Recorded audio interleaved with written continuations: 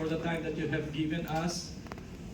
Lord, sama-sama kami, Panginoon, napatuloy na nag-aaral ng inyong mga salita. And as we continue to grow, Panginoon. Lord, I lift up to you.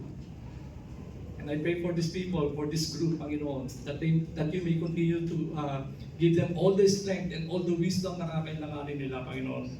Upang ang lahat ng aming natututunan, Panginoon, hindi lang siya basta knowledge sa amin na pumasok, kundi ang pinakamahalaga sa lahat, Panginoon, is how we may apply all these learnings, Panginoon, na nanggaling na rin sa inyo.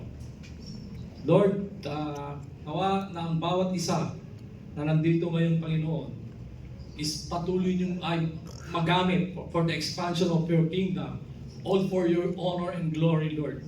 So, sa pagpapatuloy, Panginoon, ng kanilang pag-aaral, patuloy niyo rin buksan ang kanilang mga puso't isipan upang ang lahat, Panginoon, ng matututunan nila, Panginoon, Lord, hindi lang mananatili sa kanila, kundi, Lord, ma-i-apply nila, magagamit nila, ma-i-share nila sa mas marami pa, Panginoon, at sa mga generations pa to come, upang hindi matigil dito, Panginoon,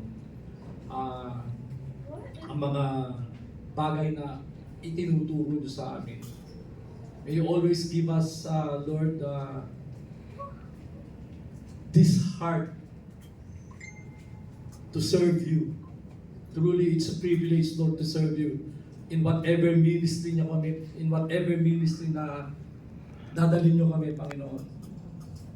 Help us, O Lord. Give us all the strength na aming kakailanganin upang maging instruments ninyo, Panginoon, sa ikaluluwalhati ninyo, sa ikalalaganap ng inyong kaharian, all for your glory, all for your honor.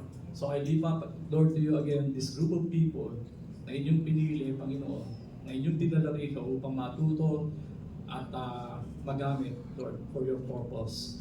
Thank you, Lord, and all this we pray in Jesus' name. Amen. Amen.